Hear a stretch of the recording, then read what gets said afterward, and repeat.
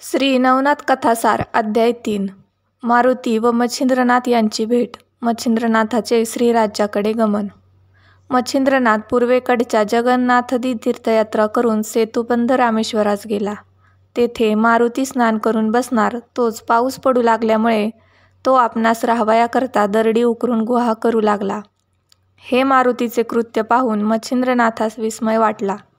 त्याने मारुतीला म्हटले की, मर्कटा, तू अगदीच मूर्ख आहेस. शरीराच्या संरक्षणाकरिता तू आता सोय करीत आहेस. अरे, पाऊस एकसारखा सपाटून पडत आहे. आता तुझे घर केव्हा तयार होईल? घरास आग लागल्यानंतर विहीर खणावयास लागावे तद्वव पाऊस पडत असता तू आता घराची तजबीज करतोस, हे काय?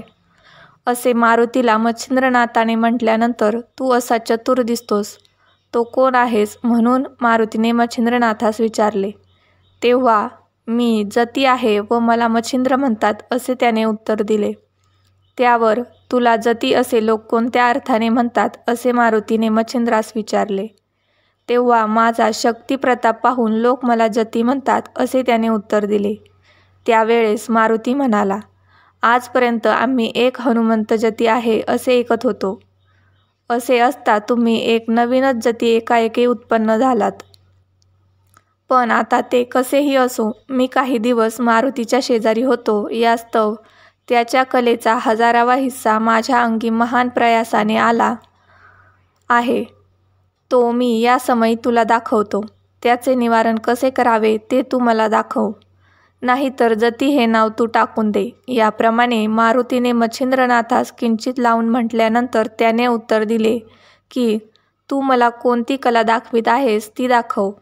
तिचे निवारण श्री गुरुनाथ करील. हे ऐकून मारुतीस अत्यंत राग आला. मग तो लागलीच उड्डाण करून एकीकडे गेला आणि विशाल रूप धरून त्याने मच्छिंद्रनाथास न कळू देता अचानक त्याच्या अंगावर 7 पर्वत उचलून फेकले. ते आकाशमार्गाने ढगांप्रमाणे येत आहेत हे मच्छिंद्रनाथाच्या लक्षात येऊन स्थिर स्थिर असे त्याने वातप्रेरक मंत्रशक्तीच्या योगाने ते पर्वत जागच्या जागी अटकवून ठेवले. पुढे मारुती एकावर एक असे शेकडो पर्वत नाथावर टाकीतच होता. पण त्याने त्या एकाच मंत्राच्या शक्तीने ते सर्व पर्वत तेथल्या तेथेच खिळवून टाकले. हे पाहून मारुती रागाने प्रलयकाळच्या अग्नीप्रमाणे भडकून गेला व एक मोठा पर्वत उचलून तो मस्तकावर घेऊन तो फेकून देण्याच्या बेतात आहे, तोच मच्छिंद्रनाथाने पाहिले. मग नाथाने समुद्राचे पाणी घेऊन वायू आकर्षण मंत्र म्हणून जोराने ते मारुतीच्या अंगावर शिंपडले आणि त्याला तेथल्या तेथेच जसाच्या तसा खिळवून टाकला. त्यावेळी त्याचे चलनवलन बंद झाले. मारुतीने वर हात करून मस्तकावर पर्वत धरून ठेवला होता, तो तसाच राहिला. ते पाहून वायूने आपल्या पुत्रास मारुतीस पोटाशी धरले. नंतर त्यास या संकटातून सोडवण्याकरता वायूने मच्छिंद्रनाथास विनंती केली. ती नाथाने मान्य करून पुन्हा उदक मंत्रून शिंपडले. तेने करून पर्वत जेथल्या तेथे गेला व मारुतीही पूर्वस्थितीवर आला. नंतर मारुतीने जवळ जाऊन धन्य धन्य म्हणून नाथास शाबासकी दिली. इतक्यात वायूने मारुतीला म्हटले की, बाबा मारुती, तुझे या सिद्धापुढे काही चालायचे नाही. याने तुला व मला बांधून टाकून अगदी दुर्बल करून टाकले आहे. याची शक्ती अघटित आहे. तू कदाचित मला असे म्हणशील की तुम्ही आपल्या तोंडाने त्याच्या मंत्राच्या सामर्थ्याची प्रौढी वर्णन करून दाखविता. तर माझी शक्ती ईश्वराच्या हातात आहे आणि याने आपल्या भक्तीच्या जोराने सकल दैवते आपली ताबेदार करून टाकली आहेत. नंतर मच्छिंद्रनाथ वायूच्या व मारुतीच्या पाया पडला आणि आपणाशी सख्यत्वाने वागण्याकरता त्याने त्यांची प्रार्थना केली. तेव्हा ते दोघे नाथास प्रसन्न चित्ताने म्हणाले की, तुझ्या कार्याकरता आम्ही उभयता झटून तुला सर्व प्रकारे सहाय्य करू व पाहिजे तसे करून तुला सुख देऊ. असे प्रफुल्लित मनाने बोलून आता आपण जती आहोत असे तू खुशाल सांगत जा, असे मारुतीने वरदान दिले. त्यावेळेस मच्छिंद्रनाथाने मारुतीस विचारले की, मी जती या नावाने विख्यात होईन हे तर ठीकच आहे, पण माझ्या मनात एक शंका आली आहे. तिची आपण निवृत्ती करावी. कोणती शंका आहे? असे मारुतीने विचारल्यावर त्याने सांगितले की, तू त्रिकाळ ज्ञानी आहेस, असे असता माझ्याशी विनाकारण वितंडवाद कशासाठी केलास? तुझी माझी नागाश्वत्थाच्या झाडाखाली पूर्वीच भेट झाली होती. त्यावेळेस साबरी विद्येचे मजकडून कवित्व करवून तू मला वरदान दिले आहेस. असे असता हा बखेडा का उत्पन्न केलास? हे ऐकून मारुतीने मच्छिंद्रनाथाचे असे समाधान केले की जेव्हा तू समुद्र स्नान करीत होतास त्यावेळेस मी तुला ओळखल्यावरून तुझ्याजवळ आलो. तू कवी नारायणाचा अवतार आहेस व मच्छीच्या पोटी जन्म घेतलास हे पक्के ठाऊक होते. परंतु माझ्या मनात अशी कल्पना आली की नागाश्वत्थाच्या वृक्षाखाली देवांनी जे अभिवचन तुला दिले त्या वर प्रदानाचे सामर्थ्य कितपत आहे हे आपण एकदा पाहावे. शिवाय यापुढे तुला आणखी पुष्कळ प्रसंगांमधून पार पाडवायचे आहे, म्हणून तू हिम्मत करून पुढे कितपत टिकाव धरशील याचाही अजमास मला अशा रीतीने पाहता आला. असो. नंतर मारुती म्हणाला, तू आता येथून श्रीराज्यात जा आणि तेथे खुशाल ऐश आराम कर. तुझी भेट झाली हे एक फार चांगले झाले. तुझ्या हातून माझ्या मस्तकावरचा भार उतरला जाईल.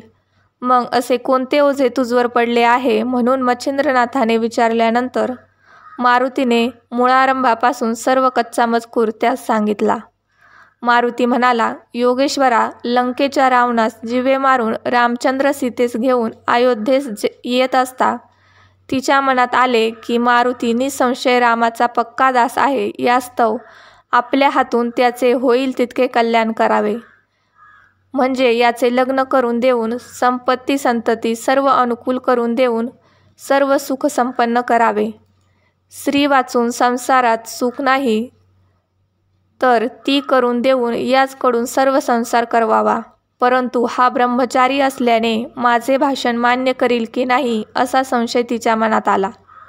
मग तिने मला गृहस्थाश्रमी करण्याकरिता व मला वचनात गोवून टाकण्यासाठी आपल्याजवळ बोलाविले व ममतेने माझ्या तोंडावरून हात फिरविला. नंतर सीतामाता मला म्हणाली, बा मारुती, तू तिन्ही लोकांमध्ये धन्य आहेस. माझे एक तुझ्याजवळ मागणे आहे. ते तू देशील तर फारच उत्तम होईल. मी सांगेन ते माझे वचन तू सहसा नाकबूल करणार नाहीस. अशा प्रकारचे सीतेचे भाषण ऐकून मला संतोष वाटला. मग कोणते काम आहे असे मी तिला विचारले. परंतु मी आपले वचन दिल्या वाचून ती आपला हेतू मला कळविना. असे पाहून मी तिला वचन देऊन तिची आज्ञा मान्य करण्याचे मनापासून कबूल केले. तेव्हा मी लग्न करून गृहस्थाश्रम पत्करावा आणि संसार करून सुख भोगावे असा भाव दाखवून तसे करण्याविषयी तिने मला भारी भीड घातली. तेव्हा मी महत् संकटात पडलो व खिन्न वदन होऊन उगीच बसून राहिलो. तेव्हा तिने रागाने माझ्याकडे पाहिले व मला सांगितले की तू अगदी दिलगीर होऊ नको. श्रीराज्यातल्या सर्व स्त्रिया तुझ्याच आहेत, परंतु यातील मख्खी अशी आहे की तुला व मला 4 चौकडीत जन्म घ्यावयाचा असतो. मी व रामाने 99 वेळा घेतला. तूही 99वा मारुती आहेस व त्याप्रमाणे लंकाधीशही 99वा होय. त्यास मारून आल्यानंतर तुला श्रीराज्यात जावे लागेल. तो योग आता घडून आला. यास्तव समव्यास अनुसरून वाग. याप्रमाणे रामचंद्राने मला सांगितल्यानंतर मी श्रीराज्यात गेलो. त्यावेळी त्या ठिकाणी मैनाकिनी नावाची राणी राज्य करीत होती. पृथ्वीच्या अन्य भागावर मनुष्य, पशु, पक्षी आदी करून सर्व स्त्री पुरुष एके ठिकाणी आनंदाने रममाण होतात असे तिच्या ऐकिवात आले होते. ही कल्पना मनात उद्भवताच तिच्या अंगाची लाही होऊन गेली. मग प्रत्यक्ष मारुतीचा संग घडावा म्हणून ती अनुष्ठान करू लागली. आपल्या शरीराचे मांस तोडून तिने अग्निकुंडात माझ्या नावाने आहुती दिल्या. असे अनुष्ठान तिने 12 वर्षेपर्यंत केले. त्यामुळे तिच्या अंगावरचे सारे मांस संपले, तरीही तिचा निश्चय ढळेना. असे पाहून मी तिला प्रसन्न झालो. त्यावेळी ती माझ्या पाया पडून मनोरथ पूर्ण करण्याकरिता विनंती करू लागली. तेव्हा तुझा कोणता हेतू आहे म्हणून मी तिला विचारले. तेव्हा ती मला म्हणाली की मारुती, तुझ्या भुभुक्कारापासून येथील सर्व स्त्रिया गर्भिणी राहतात. यास्तव तू येथील स्त्रियांचा प्राणनाथ ठरतोस.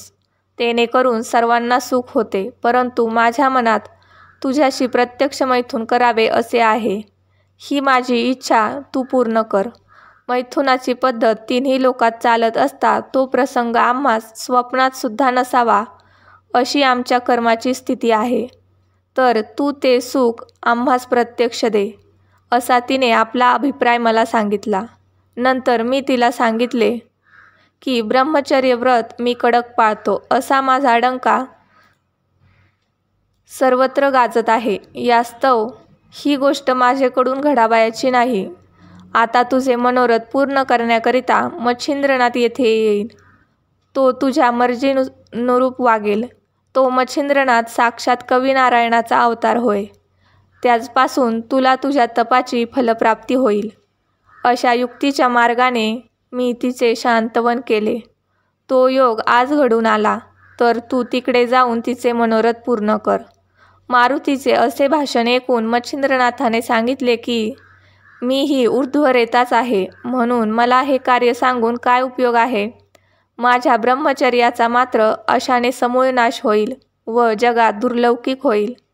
म्हणून हे कुकर्म मला सांगू नये. तशात श्रीसंग हे अपकीर्तीचे भांडार होय, म्हणून ही गोष्ट करावी असे माझ्या मनात येत नाही. अशा प्रकारचे मच्छिंद्रनाथाचे भाषण ऐकून मारुतीने त्यास सांगितले की ही अनादिकालापासून रहाटी चालत आली आहे, म्हणून भोग भोगल्याचा दोष नाही. जसे 99 मारुती तसेच 99 मच्छिंद्रनाथ असा क्रम चालत आला आहे. तुझ्या पोटी मीननाथ म्हणून पुत्र होईल, त्याची सूर्यासारखी कीर्ती प्रकट होईल, असे मारुतीने त्यास सांगून त्याचे मन वळवून घेतले. मग मारुतीच्या म्हणण्यास मान देऊन मच्छिंद्रनाथ श्रीराज्यात जाण्यास कबूल झाला व एकमेकास नमस्कार करून ते दोघे जण मार्गस्थ झाले. पुढील अध्याय ऐकण्यासाठी चॅनलला लाईक करा, शेअर करा आणि सबस्क्राईब करा.